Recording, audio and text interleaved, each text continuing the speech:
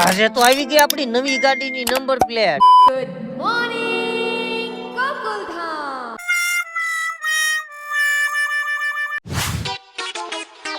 એ તો જય દ્વારકાધીશ અને જય શ્રી રામ. 110 દિવસ સાગાની સાથે ગેરેજે પગીને દીવાબત્તી કર્યા પેલા ગાડી ધોય. પણ ઓલી કહેવત નથી કે લક્ષ્મી સાંડલો કરવા આવે ત્યારે મોઢું ધોવા ન જવાય. ये बड़ी अच्छी बात कही. પછી કરી નાખ્યા ભગવાન માતાજીની દીવાબત્તી. એક ગાડી ધોય ભેગું ન થયું ધારો કરી નાખ્યો એક મોરો રિપેરિંગ. મોરામાં કઈ જાજુ મળે એમ હતું ને આવી ગયો તગોન મારી દીધો ફુવારો. જીગરજાન ભાઈબંધ આવી ગયો પાઈ દીધી મફતની સોડા. થોડાક માંથી થોડુંક દે ને એને કહેવાય ભાઈબંધ. પછી તો એક આવી ગઈ અલ્ટો ધોવન મેં આકી લીધી થોડી. હવે ખબર નહીં કોને મારી લાયસ રૂપે નજર લાગી ગઈ જો પાછો ફીસ ઉડાડ નાખ્યો. साला ये दुख का खत्म नहीं होता बे। એ ભાઈ આપણે તો ભાગના ભમરાળા સીવી.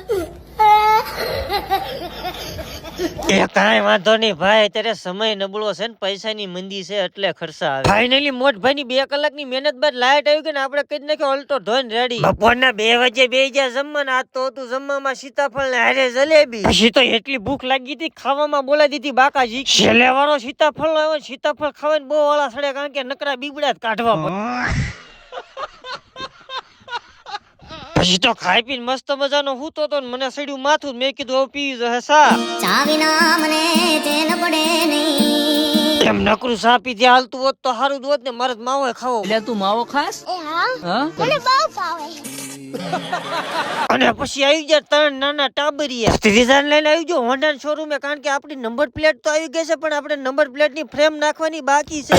જવું પડે શોરૂમ વાળા ફિટિંગ હરકું કર્યું છે ને. ફાઇનલી આગળ પાછળ બે નખાઈ ગઈ પ્લેટ. હશે તો શોરૂમ માંથી કામ પતાવીને આવવા મોટભાઈ ધોતા હતા ડમ્ફર ની ટાંકી. નાના છોકરાને પેલા ભાગ લઈ દેવાનો પછી એનો ને એનો ભાગ આપણે ને આપણે ખાવાનો. પછી પડી ગઈ હાન ને આપડી ગાડી ધોઈ નાખી દીધું આરો ટાંકી નું કવર. અને આપડા 2 જીગરી કલેજા આવી ગયા હતા. પછી તો મસ્ત મજાની ગાડી કાઢીને હું થઈ ગયો વાડી સાઈડ ઓન ધ વે. એ કાંઈ વાંધો નહીં, મળું છું તમને કાલ. જય માતાજી. Thank you so much.